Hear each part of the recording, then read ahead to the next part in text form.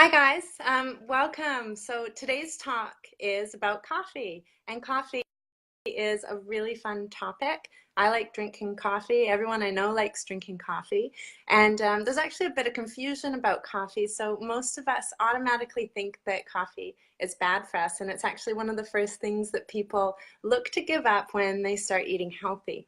And so it's really interesting because it's really about how we use things and how and our relationship with food that is as important as what the food is. So this is what we're going to talk about today. We're going to go over the benefits of coffee and why coffee really is a superfood. And then I'm going to give you the 3 golden rules of coffee. And so this is going to help frame your relationship with coffee and what you need to know to make sure that you're getting the actual health benefits. Okay, so one of the first health benefits is the antioxidant profile. So coffee is really high in polyphenols, which are antioxidants, and interestingly, it's actually America's #1 source of antioxidants. So obviously because of the coffee, the coffee consumption being so high. But those antioxidants are very protective for the body, and there's even been studies that have shown that life expectancy increases in proportion to the amount of coffee that we're drinking. So that's quite a significant sort of result to get from research, you guys.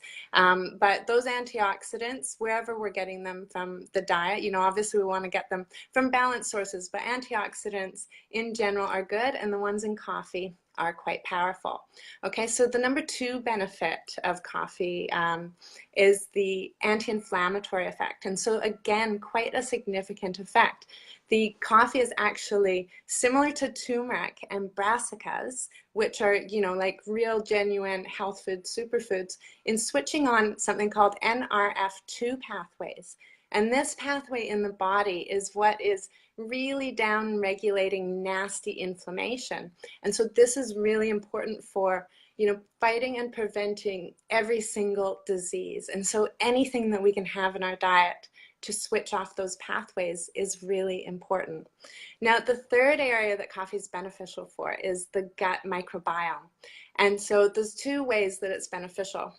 Firstly, the polyphenols in the coffee are actually communicating with our gut bacteria.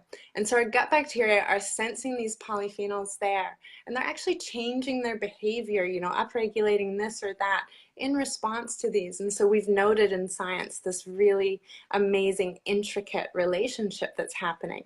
And so that's, really sort of a wow thing. Secondly, the coffee is actually a really good source of soluble fiber. So you're getting about 1.5 grams of soluble fiber per 8 ounces. And so that's a significant amount to be drinking and just sort of getting, without even really thinking about it. And that soluble fiber is then breaking down into short-chain fatty acids and into butyric acid, which is a food for the gut bacteria. So again, really healthy for gut bacteria and for your gut health overall. The fourth area is coffee is actually cardioprotective. So again, it's probably, from those antioxidants, but it's also increasing blood flow and delivery of nutrients. And this is where in sports nutrition, coffee and caffeine can have, a beneficial performance effect. And it is this cardiovascular sort of benefit that's happening. The fourth area is that coffee is also neuroprotective. And this is a really wow one as well, because coffee actually has one of the polyphenols is called trigonella. And this is actually telling neurons and, these neural fibers to grow and to be stimulated and to, basically repair. So we are seeing reduced Parkinson's disease, better long-term memory, and better overall brain health from having coffee. So those are 5 benefits that you just, definitely can't ignore. And so the first one, again, was antioxidants. Second, it's anti-inflammatory, good for your gut, cardioprotective, and neuroprotective. Okay, so those are your 5 benefits. And so now we're going to go into how to use coffee to make sure it's beneficial. And so these are the 3 golden rules, you guys. The first one is all about timing. And so just to give a little bit of background, this is important because what coffee does is it stimulates the adrenal glands. And the adrenal glands are your little stress glands that sit on top of the kidneys. And these are, going to respond to signals of stress and increasing cortisol and adrenaline. And so if our cortisol is already high and we're already in a stress response when we're having coffee, then we're pushing that up too high. So if it's from here and we're pushing it up, it's sort of going through the roof. And that's not beneficial because that's really hard on the adrenal glands. It can contribute to adrenal fatigue, and that sort of, downward spiral to adrenal fatigue. And it's also going to desensitize your cortisol receptors and downregulate a lot of really vital sort of things in the body. So we don't want to be playing around in that sort of space. Like, we want to keep it sort of down in, like, having a cup of coffee just for a little lift, not like a blast, because that's no longer beneficial.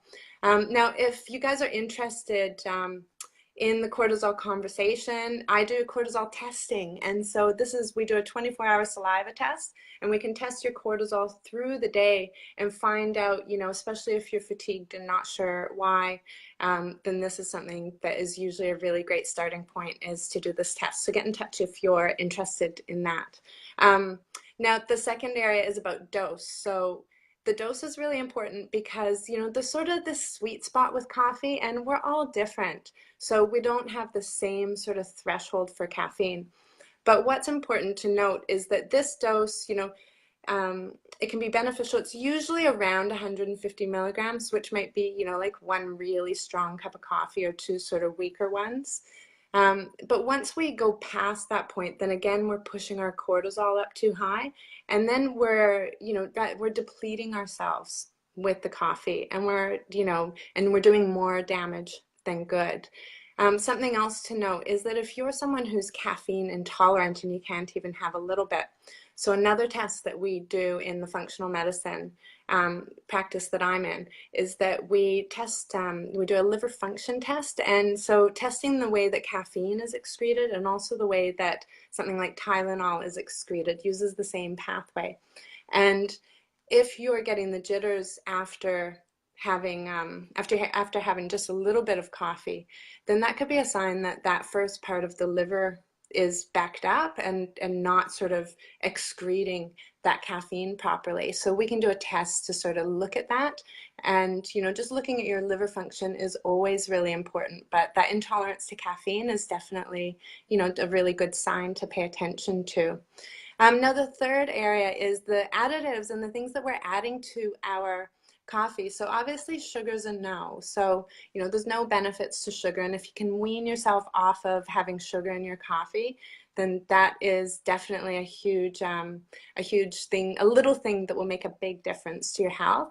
And then, interestingly, milk added to coffee also is not so good because milk contains the protein casein. And casein actually binds up the antioxidants and the polyphenols. So, and then we're not getting the antioxidant benefit as much. And so you actually want to avoid having that proteiny sort of milk with your coffee. So sorry to all the cappuccino drinkers or the latte drinkers, maybe go for a macchiato instead. Now, the other thing that you can think about is there's a bit of a trend with adding things like butter, MCT oil, and coconut oil to coffee. And then if you're hanging out with me, I might encourage you to try like a double cream or something, which is like over 50% milk fat. And again, it's because you're actually boosting the nutrition without taking any away. And those fats, they have a benefit on your metabolism. So you could watch the Fats Talk if you want more information on that. But, so it's really important that we're, first of all, with our coffee, it's about the timing. So not when we're stressed. Also not when we first wake up in the morning, because our cortisol is naturally higher in the morning, and then it sort of peters off during the day. So you want to wait till late morning when your cortisol is already a little bit naturally lower, okay? So yeah, so it's the timing, it's about the dose. So not having too much coffee, like if you're having 10 cups or five, even 5 cups, like I'm someone I can probably have one, and that's my maximum. And I don't feel good after that. But it's just knowing your body, you guys. So timing, dose, and then what you're adding to it. And do experiment with those, with the MCT oil and coconut oil and butter. You can get bulletproof coffee. Also, if you don't want the caffeine from the coffee, or if you are, a little bit sensitive to it and you really like coffee, go for a cold brewed coffee, because that's naturally um, going to be lower in the caffeine, but you're still going to get all the antioxidant benefits, or a decaf coffee still has the benefits as well. But yeah, do experiment with the cream in the coffee, or those the bulletproof style coffee. It's kind of fun to just sort of play around with that. And I guess we're going to finish up with this chat. And thanks so much for joining, and looking forward to doing this again next week. Bye.